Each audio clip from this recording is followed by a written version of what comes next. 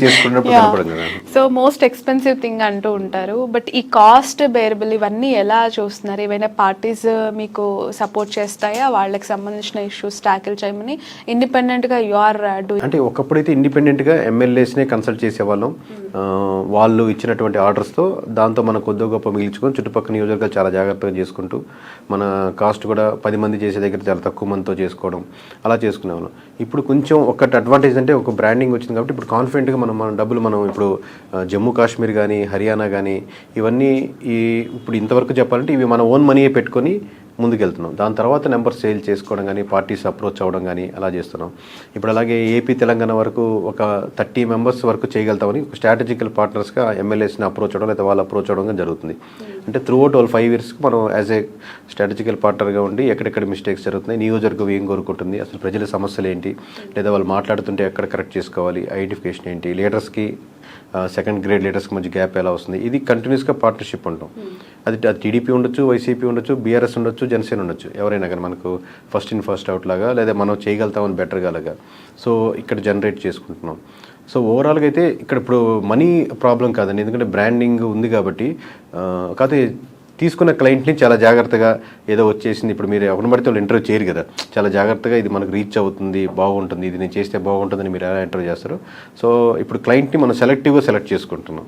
Sir మీరు గ్రౌండ్కి వెళ్ళి రియాలిటీ చూసినప్పుడు తెలుగు స్టేట్స్లో ఆల్రెడీ మీకు ఎక్స్పీరియన్స్, ఇక్కడ లోకల్ పాలిటిక్స్ పైన ఒక అవగాహన ఉంది. నార్త్తో కంపేర్ చేసినప్పుడు సౌత్ విషయంలో కానీ నార్త్ ప్రజలు పీపుల్స్ పల్స్ డిఫరెన్సియేషన్ ఏం గుర్తించారు? మన 2 తెలుగు రాష్ట్రాల ప్రజల నాడి, నార్త్ ఇండియన్స్ ప్రజల నాడి యొక్క వ్యత్యాసం, డిఫరెన్సెస్. మేజర్ డిఫరెన్స్ ఉంటుందని నేను కూడా మీలాగే అనుకున్నానండి. బట్ చూస్తే ఒక ఆస్పెక్ట్స్లో వాళ్ళు కోరుకునేవి కూడా బేసిక్ అంశాలు ఉన్నాయి. ఇప్పుడు ఇక్కడ ట్యాక్స్ కట్టేవాళ్ళు, అక్కడ ట్యాక్స్ కట్టేవాళ్ళు కూడా అదే నానుడు ఉన్నారు. బట్ కంపారిటివ్లీ బీజేపీ పర్స్పెక్టివ్ చేసుకుంటే మటుకు నార్త్కి సౌత్కి చాలా డిఫరెన్స్ ఉంది. నార్త్లో ఏంటంటే బీజేపీ చాలా సంవత్సరాలుగా చూస్తూ వాళ్ళు ఒక స్టాండ్కి ఒక పండు ఎక్కువ పండిపోతే ఎలా ఉంటుందో సో ఆ స్టేజ్లో ఉన్నారు. మన దగ్గర ఏంటంటే ఇప్పుడిప్పుడే బీజేపీ అనే భావజాలం కానీ థాట్ ప్రాసెస్ కానీ ఇప్పుడిప్పుడే స్టార్ట్ అవుతుంది కాబట్టి కంపారిటివ్లో వాళ్ళతో పోలిస్తే మన దగ్గర ఇంకా సౌత్లో స్ట్రాంగ్ ఉన్నారు. మన ఓట్ బ్యాంకింగ్ పరంగా చూసి ఎక్కువ తప్పుపడుతుంటాం. బట్ కాంగ్రెస్ అక్కడ కంపారిటివ్లీ ఇప్పుడు మన సౌత్తో పోలిస్తే కాంగ్రెస్ అక్కడ చాలా బలంగా లేదా రాహుల్ గాంధీ గారు కొంచెం బలంగా ముందుకెళ్ళేదానికి ఆస్కారం కనబడతా ఉంది. ఇంక ఇష్యూస్ పరంగా చూస్తే ఈ కామన్ ఇష్యూస్ హాస్పిటల్ కానీ స్కూల్స్ కానీ మున్సిపాలిటీస్ కానీ ఈ పరంగా ఎక్కడైనా ఒకటే ఉంటాయి. మనీ పరంగా చూసుకుంటే కంపారిటివ్ మన ఏపీతో పోల్చుకుంటే హర్యానా వాళ్ళు ఖర్చు పెట్టేది చాలా తక్కువగా ఉంటుంది. ఇప్పుడు మన ఒక ఎమ్మెల్యే 30 కోట్లు 40 కోట్లు 50 కోట్లు అంత ఈజీగా ఖర్చు పెడుతూ ఉంటారు, బలంగా పుష్ చేస్తూ ఉంటారు. ఇప్పుడు మనిషికి 2,000 రూపాయలు 3,000 రూపాయలు ఇచ్చిన సందర్భాలు కూడా మీరు చూసుంటారు. ఆ పర్స్పెక్టివ్ మనీ పర్స్పెక్టివ్లో చూస్తే నార్త్లో కంపారిటివ్లీ మనతో పోలిస్తే తక్కువ. క్యాస్ట్ ఈక్వేషన్స్ పరంగా చూస్తే ప్రజలు ఎక్స్పెక్ట్ చేయట్లేదు అక్కడ డబ్బులు, ఓటుకి నోటు అనేది లేదు, అమౌంట్ తక్కువ. ఇప్పుడు గ్రోత్ ప్రతి ఎలక్షన్స్ కి పెరుగుతుంది. బట్ మళ్ళీ క్యాస్ట్ ఈక్వేషన్స్ ఓట్ బ్యాంకింగ్ మళ్ళీ అలాగే ఉంటుంది, రిలీజియస్ ఈక్వేషన్స్ అలాగే ఉంటాయి. బట్ ఓవరాల్గా చూస్తే మనకు బాగా చేసుకుంటున్నాడు ఎమ్మెల్యే, ఈ గ్రౌండ్ ప్రజలు కోరుకునే ఇష్యూస్ మీద కాన్సన్ట్రేట్ చేస్తున్నారంటే వాడికి ఇచ్చేది కూడా ఎక్కువ ఉంటుంది. ఆ ఎమ్మెల్యేని గెలిపించే తీరు కూడా అలాగే ఉంటుంది సేమ్గా. Okay sir, BJP graph day by day తగ్గుతుంది అంటున్నారు. ప్రధాన కారణాలు ఒక 5 చెప్పగలుగుతారా?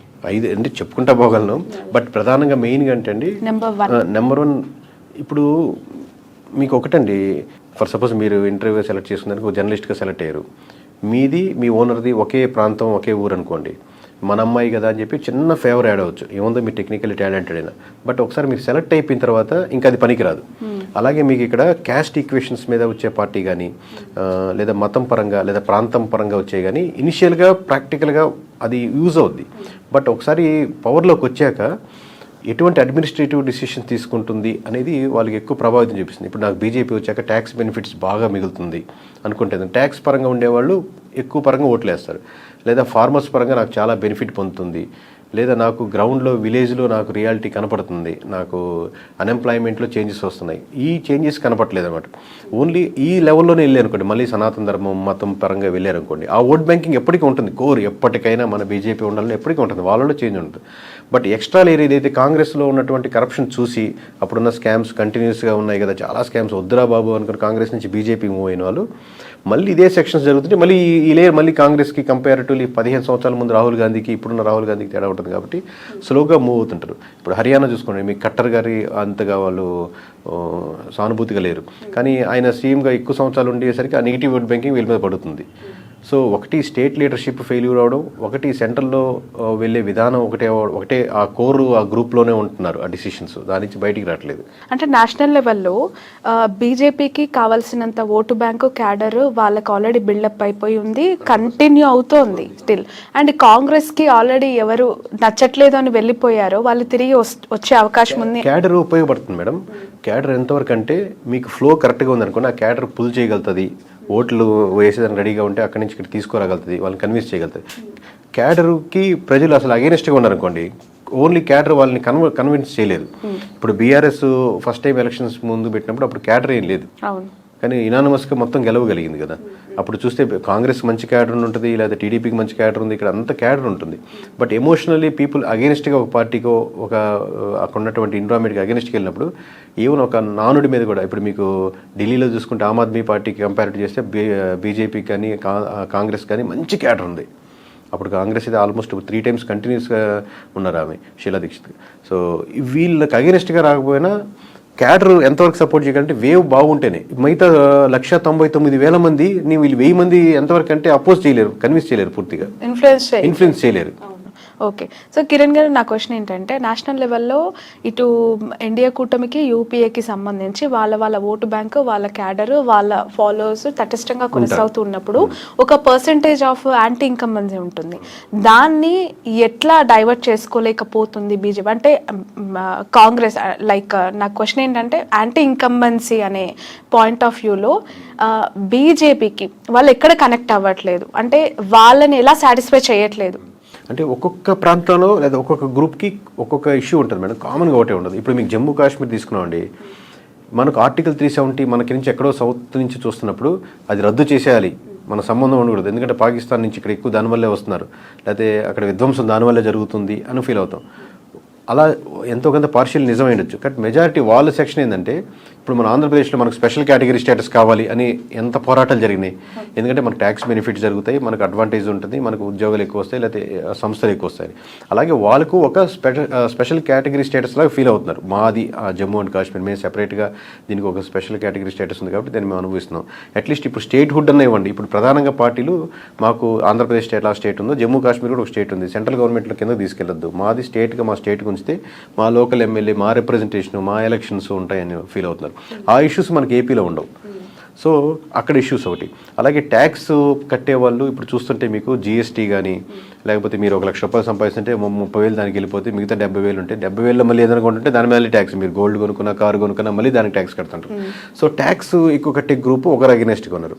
అలాగే ఫార్మర్స్ సంబంధించిన వాళ్ళ గ్రూప్, అంటే రైతులు దానికి సంబంధించిన అనుసంధానంగా ఉండేటువంటి గ్రూప్ ఆఫ్ పర్సన్స్, మేము పండించేదానికి సరైన మద్దతు ధర రావట్లేదు అని వీళ్ళు ఉంటున్నారు. కొనేవాడేమో నేను కొనేది ప్రతి ఒక్కటి రేటు భయంకరంగా ఉందని ఫీల్ అవుతున్నాడు. సో గిట్టుబాటు ధర విషయంలో గిట్టుబాటు ధర రావట్లేదని వీళ్ళు, గిట్టుబాటు ధర రావట్లేదంటే నేను పండించిన దానికి సరిగ్గా రేట్ తక్కువ ఉందనే కదా. కానీ కొనేవాడు సాటిస్ఫై అవ్వాలిగా, అన్ని చీప్ గా దొరుకుతున్నాయండి, భలే చీప్ గా ఉన్నాయండి బీజేపీ అని అనుకోవట్లేదు. కొనేవాడు బాధపడుతున్నాడు, ఎక్కువ రేట్లు పెరిగిపోతున్నాయి, గ్యాస్ పెరిగింది, ఆయిల్ పెరిగింది, వీటి పెరిగినాయని. అమ్మేవాడు, పండించేవాడు నాకు సరైన మద్దతు ధర రావట్లేదని ఎక్కడో గ్యాప్ ఉన్నట్టే కదా, మధ్యలో ఏదో ఒక లేయర్ తినేస్తుంది.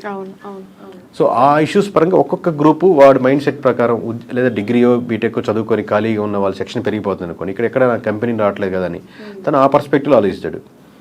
ఇన్ఫ్రాస్ట్రక్చర్, రోడ్లు అంటే రోడ్ల పరంగా ఆలోచించాడు. మొన్న ఇప్పుడు ఏపీలో రోడ్లు చాలా అధ్వానంగా ఉన్నాయి, ఆ రోడ్డుకి సంబంధించిన ఓట్ బ్యాంకింగ్ టీడీపీకి అడ్వాంటేజ్ అయింది కదా. అట్లా ఒక్కొక్క మీరు ఎక్కడ పుట్టారు, ఎవరితో ఉన్నారు, ఎట్లా ట్రావెల్ చేస్తున్నారు అనే బట్టి మీ ఓట్ బ్యాంకింగ్ టర్న్ అవుతూ ఉంటుంది. ఇప్పుడు కమింగ్ టు హర్యానా.